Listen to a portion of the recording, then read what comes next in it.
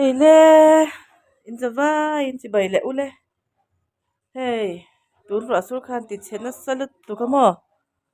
In mu ang hian hey. Hilai ka da hau te kha an triel ve ka hey. Moi tok me kha. Chuan hey an na hi ka bal le vek to a. Tla hey ka khongai do ka lat ti triel lawa na kina. Tan ka sik le ve ka nga. Ta hian chuan bial mu pin hi an na po ka pot kol le vek to ni hi mo. Chuan ti hian avoi khat na kha chu om zia chuan communitan chuan alo tril ta ni chuan December tun thatop lama hi chuan avoi ni na hi aron par le man to ka ring ani chumo kha par lian pui pui helaya ka da moi deuh khan ya chuan he ron tril ta veka ro sur khan nan pe lama apar ma sa kha chun no trila saron hi voi ni thum te ti par the kan ti khamo kum khata hian kum khat chu ni cha don lawa kum khata ve khata paranga December thatop ana par le ka ringa he tiang hote te tang hian aparna kha he tiang ka sik thave ka he hing te ka sika ka sik mol ka sik boka mo chuan aron par le don ni voi ni na kha ron voi ni na kan so le ang chuan le thai kan pe thawanga ap kartin NPK ka spray reng don thawni chumo he na ai ka pot kol le ve ka hela hi chu kala khongai ve dewa la par ve me ro se ka ti a kala par tira chuan hi heng te po hi tril na salut tuk to a ma se ana het rewa hetia ka thina atlak cher cher ho kha khu ka ti tla a bang zong hi chu om ve me ro se ka tia kho gai thla par tor hian chakna tam tak kha an seng ve a chuan kan par tir lok ani chuan helama hian he in hu ang hian hi po an la para ko muem tla treu to me mo he tian kan han thinga tril de cher cher me ni mo then chu a tril thei to bang kha chu ka thing tril to a heng chu la nget hlomania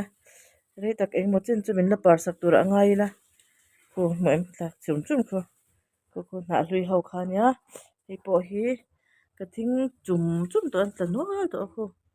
ta treu to a heng he la nget tho chu la par ve le lok ro se kan ti a kan ngai dama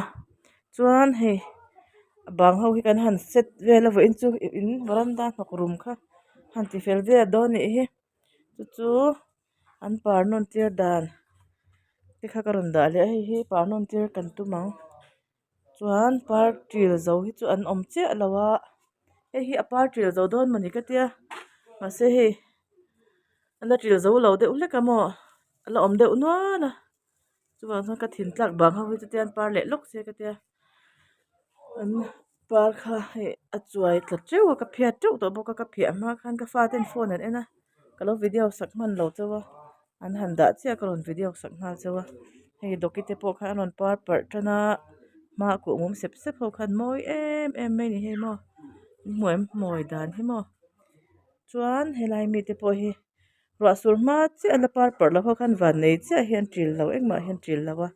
aron vung chho do ni ko mum ho khamo ron vung chho do na chuan hei te po hi queen marble te po khamo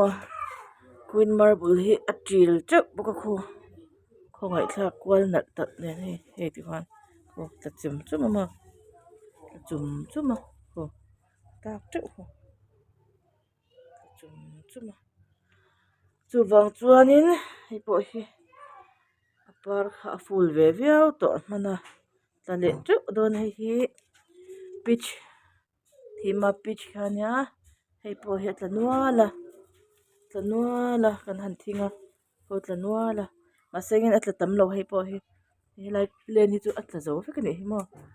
tla zo veka hi kan signal ding par to chuang lawa hei ti hian a par na hi ti hian ka pai thina kan sik chhuma hei par na hi mo ti hian kan sika chuan ti khan anon par chawa then an tla a then na lui an tril a hna thar an ron chuak le a yang kha ni hi hei moi lutuk